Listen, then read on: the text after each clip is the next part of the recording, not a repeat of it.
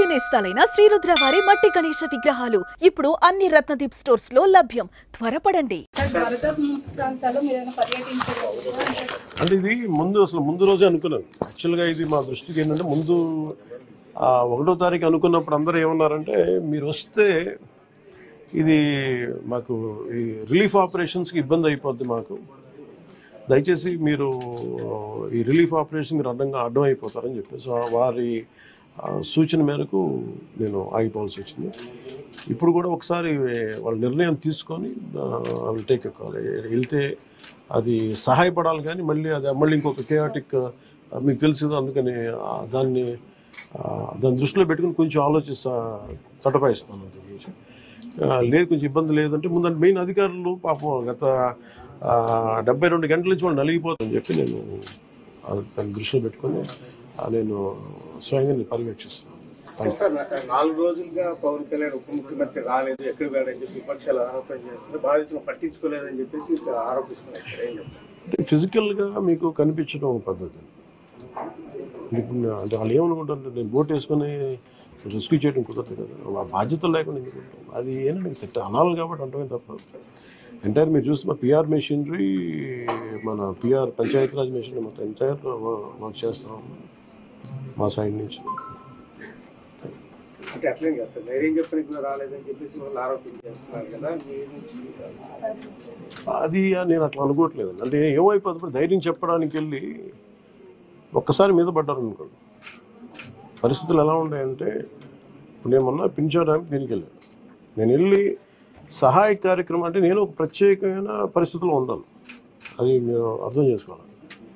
ఇప్పుడు నేను వెళ్ళి కూర్చుంటే వెళ్ళిపోదని రెస్క్యూ ఆపరేషన్స్కి ఇబ్బంది కలగకూడదన్న ఒకటే నన్ను ఆ సూచన ఒకటి నన్ను ఆపినాను, అంతమించి వేరే ఆపలేదు. Thank you.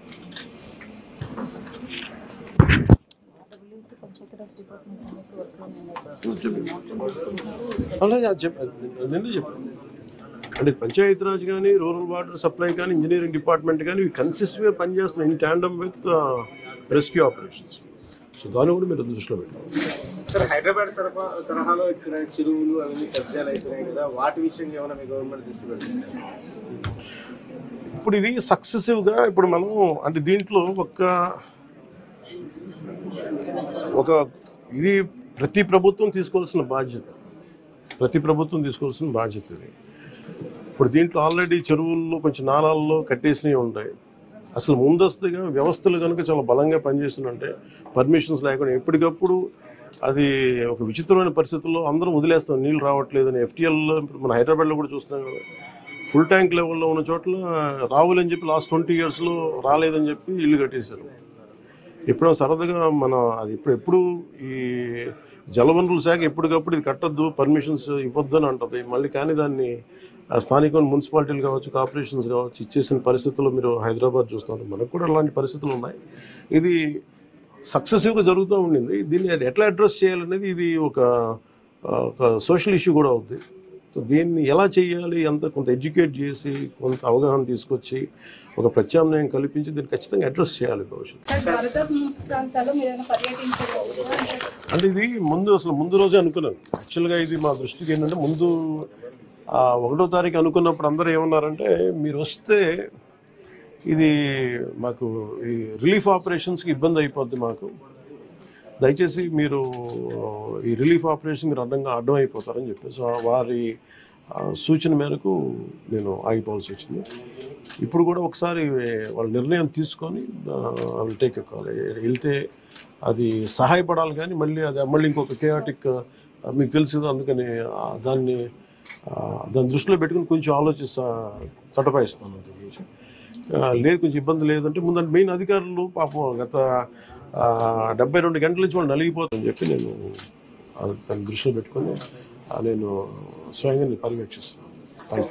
4 రోజులుగా పవన్ కళ్యాణ్ ఉప ముఖ్యమంత్రి రాలేదు, ఎక్కడ వెళ్ళని చెప్పి విపక్షాలు ఆరోపణ చేస్తున్నారు, బాధితులు పట్టించుకోలేదని చెప్పేసి ఆరోపిస్తున్నారు.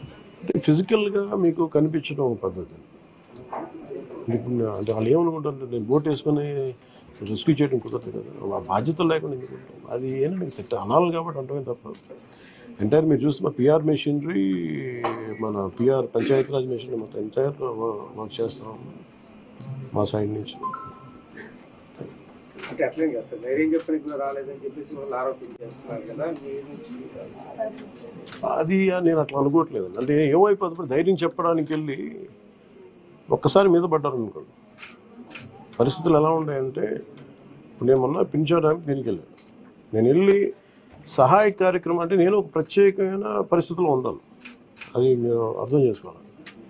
ఇప్పుడు నేను వెళ్ళి కూర్చుంటే వెళ్ళిపోదని రెస్క్యూ ఆపరేషన్స్కి ఇబ్బంది కలగకూడదన్న ఒకటే నన్ను, ఆ సూచన ఒకటి నన్ను ఆపింది, అంతమించి వేరే అనుకోలేదు. Thank you.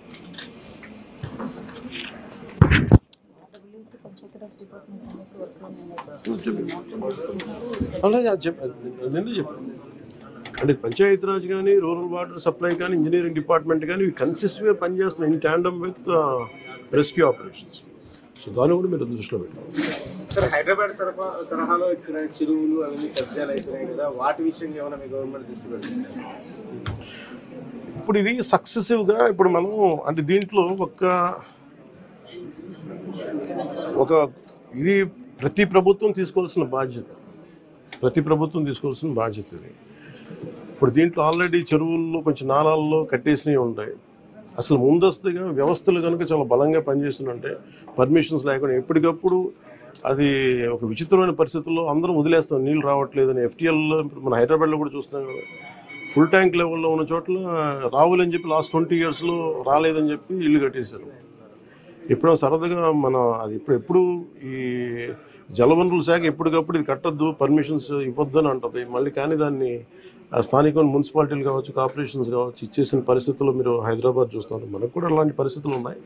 ఇది సక్సెసివ్గా జరుగుతూ ఉండింది. దీన్ని ఎట్లా అడ్రస్ చేయాలనేది ఇది ఒక సోషల్ ఇష్యూ కూడా అవుతుంది. సో దీన్ని ఎలా చేయాలి, కొంత ఎడ్యుకేట్ చేసి, కొంత అవగాహన తీసుకొచ్చి, ఒక ప్రత్యామ్నాయం కల్పించి దీన్ని ఖచ్చితంగా అడ్రస్ చేయాలి భవిష్యత్తు. సుమన్ టీవీలో మీ పర్సనల్ అండ్ బిజినెస్ ప్రమోషన్స్ కోసం కింది నెంబర్కి కాంటాక్ట్ చేయండి.